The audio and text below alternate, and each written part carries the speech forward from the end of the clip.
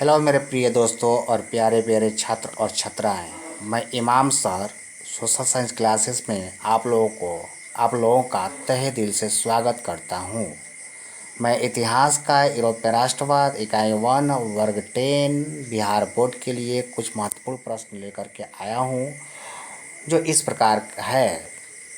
Question number 1, आधुनिक विश्व के राजनैतिक जागृति का प्रतिफल क्या है? क्वेश्चन नंबर 1 है, आधुनिक विश्व के राजनैतिक जागृति का प्रतिफल क्या है?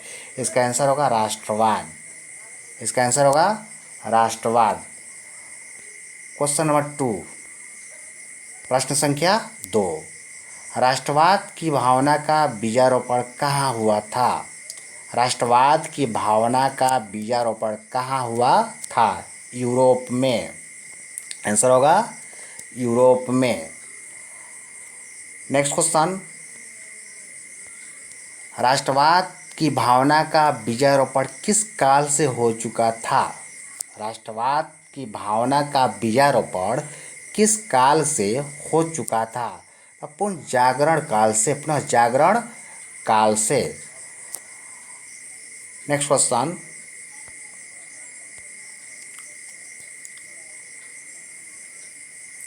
फ्रांसीसी क्रांति कब हुई? फ्रांसीसी क्रांति कब हुई? फ्रांस में क्रांति हुई थी, उसको कहा गया है फ्रांसीसी क्रांति। फ्रांसीसी क्रांति कब हुई? 1789 ईस्वी में, 1789। अगला क्वेश्चन, यूरोप के राज्यों में नवयुग का संदेश किसके द्वारा पहुंचा? देखिए, यूरोप के राज्य थे, उन राज्यों में नवयुग का संदेश किसके द्वारा पहुंचा? आंसर होगा उसका नेपोलियन के अभियानों द्वारा। नेपोलियन के अभियानों द्वारा। अगला क्वेश्चन, यूरोप की विजय शक्तियाँ कहाँ एकत्र हुई थी? यूरोप की विजयी शक्तियाँ कहाँ एकत्र हुई थी? क्वेश्चन का आंसर होगा वियना में। आंसर क्या होगा? वियना में। अगला क्वेश्चन, देखिए, यूरोप की विजय शक्तियाँ कब एकत्रित हुई थी? वह था कि यूरोप की विजय शक्तियाँ कहाँ एकत्रित हुई थी, वह जगह पूछा गया था। लेकिन अब है यूरोप की विजय शक्तियाँ कब एकत्र हुई, यहाँ ईयर पूछा गया है। यूरोप की विजय शक्तियाँ कब एकत्र हुई? 1815 में। 1815 ईस्वी में। कब हुई? 1815 में। अगला क्वेश्चन, ऑस्ट्रिया की राजधानी कहाँ थी? ऑस्ट्रिया की राजधानी कहाँ थी? Not Australia, Austria. ऑस्ट्रिया की राजधानी कहाँ थी? आंसर होगा इसका वियना। अगला क्वेश्चन, वियना सम्मेलन कब हुआ? वियना में एक सम्मेलन हुआ। वियना सम्मेलन कब हुआ? वह कब हुआ था? 1815 ईस्वी में। 1815 ईस्वी में। अगला क्वेश्चन, वियना सम्मेलन की मेजबानी किसने किया?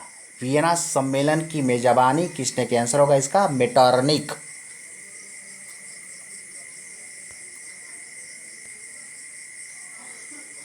अगला क्वेश्चन,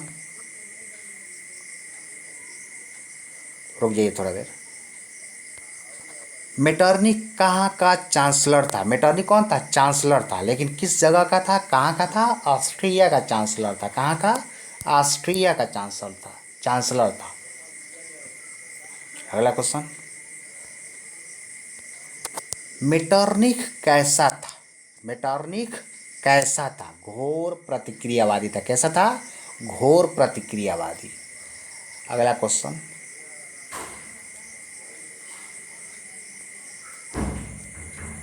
किसके माध्यम से यूरोप में नेपोलियन युग का अंत हुआ? देखिए, नेपोलियन युग का अंत हुआ था। यूरोप में नेपोलियन युग था पहले से, तो यूरोप में नेपोलियन युग का अंत हुआ। वह माध्यम क्या था? किसके माध्यम से हुआ था? क्या वजह था? क्या कारण था? तो वियना सम्मेलन के माध्यम से। ठीक है। अगला क्वेश्चन, किस युग के अंत के बाद मेटरनिक युग की शुरुआत हुई? देखिए, मेटरनिक युग की शुरुआत हर युग के बाद एक एक युग आया है, कुछ ना कुछ युग, कोई ना कोई युग आया है। उसी प्रकार मेटरनिक युग की शुरुआत किस युग के अंत के बाद हुई?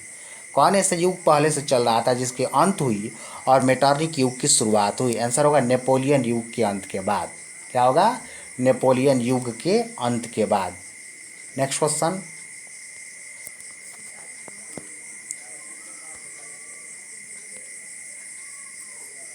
वेनिसिया पर किसकी प्रभुता कायम हुई? ऑस्ट्रिया की।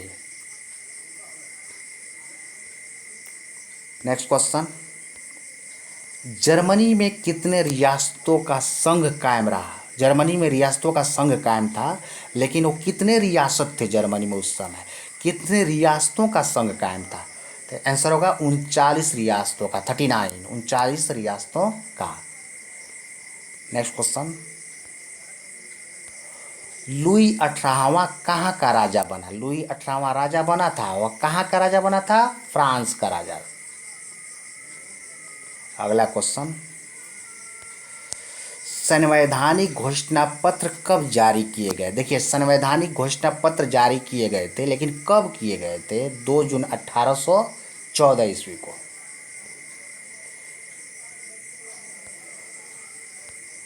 चार्ल्स टेन कौन था? देखिए, चार्ल्स टेन, इसको 10 पढ़ा जाएगा। चार्ल्स टेन कौन था? ठीक है, एक निरंकुश एवं प्रतिक्रियावादी शासक। कौन था? एक निरंकुश एवं प्रतिक्रियावादी शासक। नेक्स्ट क्वेश्चन,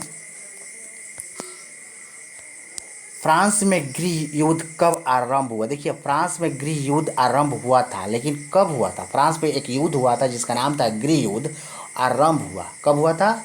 28 जून 1830 ईस्वी से। कब से आरंभ हुआ? 28 जून 1830 ईस्वी से।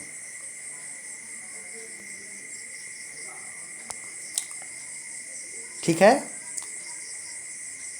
अगर आप लोगों को किसी तरह का परेशानी होगी क्वेश्चन आंसर से संबंधित, तो आप लोग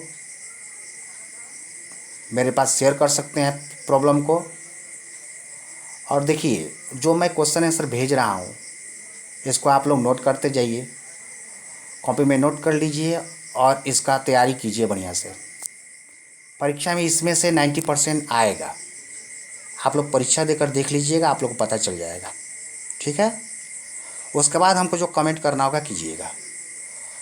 आप लोग से मस्ट रिक्वेस्ट है कि प्लीज़, आप लोग के लिए हम इतना मेहनत कर रहे हैं, एक सब्सक्राइब मेरे लिए प्लीज़ कर दीजिएगा। ठीक है, थैंक यू।